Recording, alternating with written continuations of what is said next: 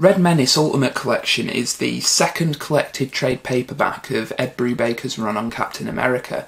Now, I've already reviewed The Winter Soldier, which you will have seen on my channel previously.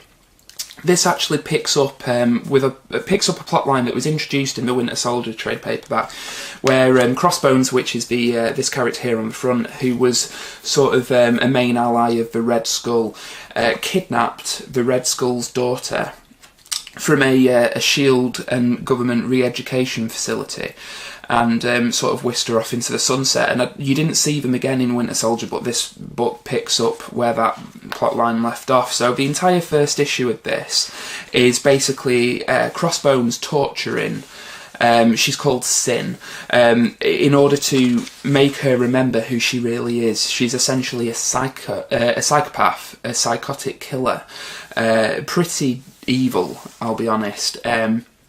So he's torturing her until he jogs her memory, and she can sort of go back to being who she once was. It goes back into her sort of character's history, a very sort of peculiar history. It goes into her birth. The Red Skull is not a nice guy, and not a particularly nice dad, as you can probably imagine, but I have to say that this was a lot darker than I was expecting. It is really, really good. The violence that Crossbones inflicts on Sin is quite hard to take at times, but very effective. So I really sort of enjoyed this first issue. It certainly sets up a darker tone for this section of Brubaker's run on Captain America. So basically, Crossbones is successful in making Sin remember who she really is, and they go on a killing spree across sort of small town America. I'll see if I can find you a nice piece of artwork here. As you can see, the artwork's still by Steve Epting. There's actually, I think, a few people contributed to the artwork, but looking here, I mean, the artwork throughout the book is great. It's really good. Anyway, Sharon Carter, Agent 13 of S.H.I.E.L.D., is tasked with tracking down Crossbones and Sin and stopping them. Now, in the meantime, she knows that sightings of the Winter Soldier, who is Bucky Barnes, Captain's old partner from the 40s, has been spotted in the same area, so she lets Cap tag along on the mission.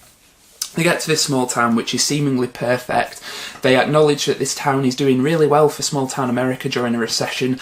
Again, Brubaker sort of ties in modern culture and sociological and economic issues into his story. Now, it's not in there so much that it's going to put readers off, but it certainly provides a context, and I think that's something he does really well.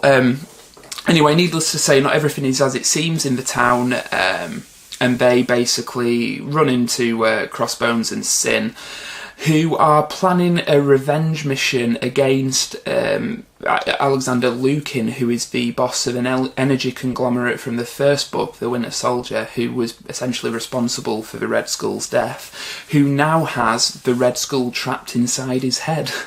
I know it sounds mental, but it's actually done in quite an interesting way.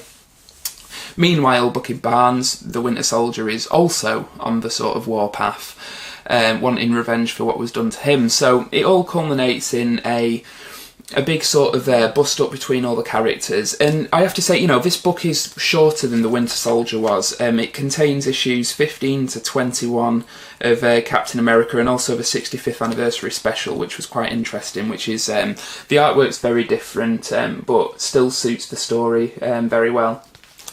Basically, Bucky's introduction to the love of his life during a mission in World War II also provides a little bit of context to certain actions that take place in the main run on the book, which I thought was really good. I have to say, I did really enjoy this. It's very fast-paced. It's still got that sort of undercurrent of corporate espionage sort of thrillers from the 70s. That's still very present. The artwork's still amazing, as you can see here. I have to say, the artwork's just breathtaking at points in this book.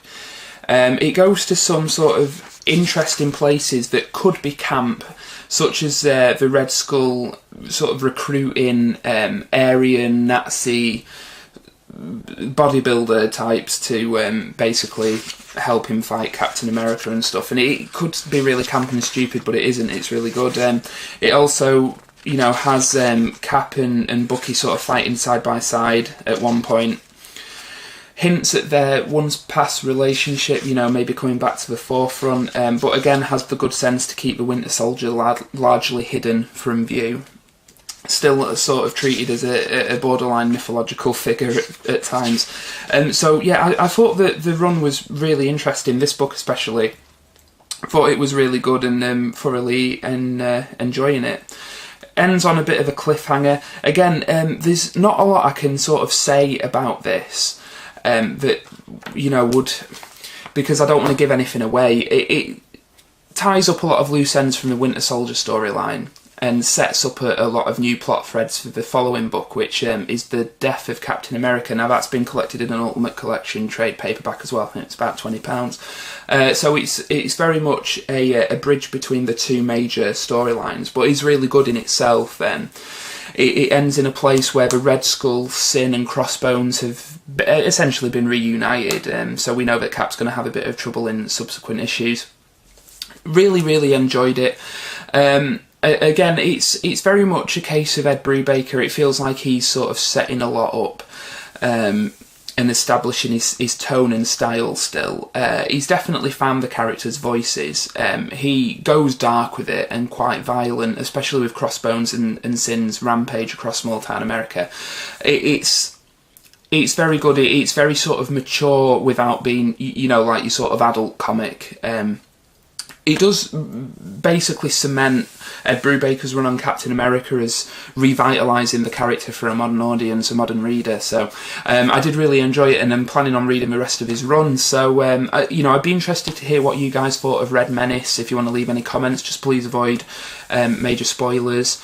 I will be continuing to read Ed Brubaker's run on Captain America. So in the future, when I get a chance to pick up the next books, reviews will be coming up. So thanks very much for watching. I hope you've enjoyed the video, and I'll catch you in the next one. Bye bye.